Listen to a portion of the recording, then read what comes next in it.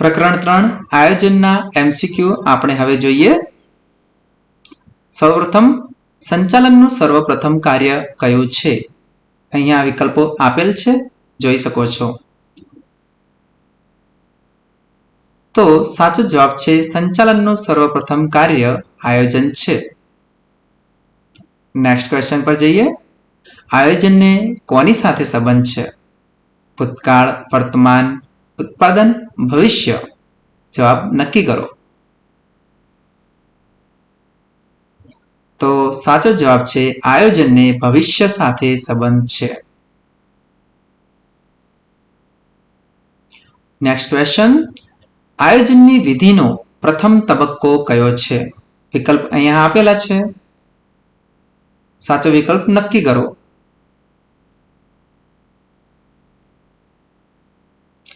તો સાચો જવાબ છે હેતુ નિર્ધારણ. Next question. આયોજનનું કાર્ય એટલે શું? બિલી ગોટ્સની વ્યાખ્યા યાદ કરો. સાચો વિકલ્પ પણ નક્કી કરો.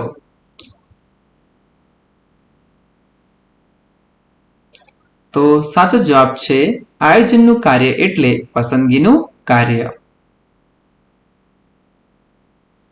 Next question. આયોજનમાં નક્કી કરેલા ધ્યેયને પાર પાડવા સંચાલકો જે નિર્ણયો અને વ્યૂહરચના નક્કી કરે તેને શું કહેવામાં આવે છે? તમારો વિકલ્પ નક્કી કરો.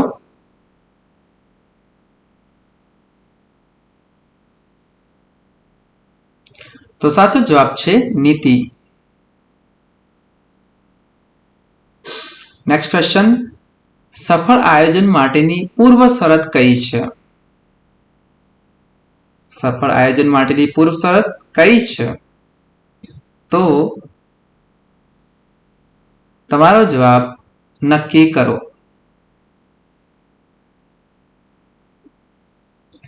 તો સાચો જવાબ છે સફળ આયોજનની પૂર્વ શરત પરિવર્તનશીલતા છે. Next question.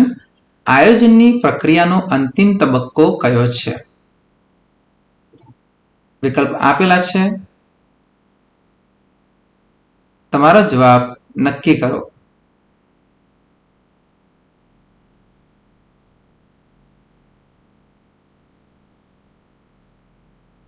તો સાચો જવાબ છે યોજનાનું મૂલ્યાંકન.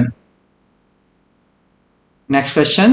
ભારતમાં આયોજનનું મહત્વ સ્વીકારીને કેન્દ્ર સરકારે કોની રચના કરી છે? નીતિ, કૃષિ, શિક્ષણ કે આયોજન? તો સાચો જવાબ છે નીતિ આયોગ.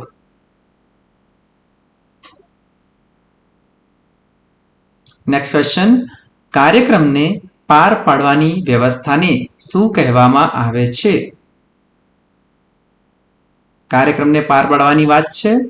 તમારો વિકલ્પ નક્કી કરો.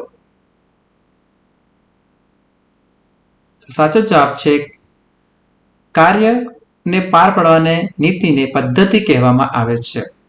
Next question. કાર્યકારી યોજનાનો સમયગાળો કેટલો હોય છે? તમારો જવાબ નક્કી કરો. તો સાચો જવાબ છે 1 વર્ષ.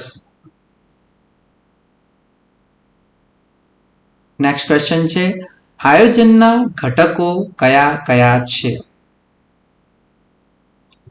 જવાબને યાદ કરો. આયોજનના ઘટકો.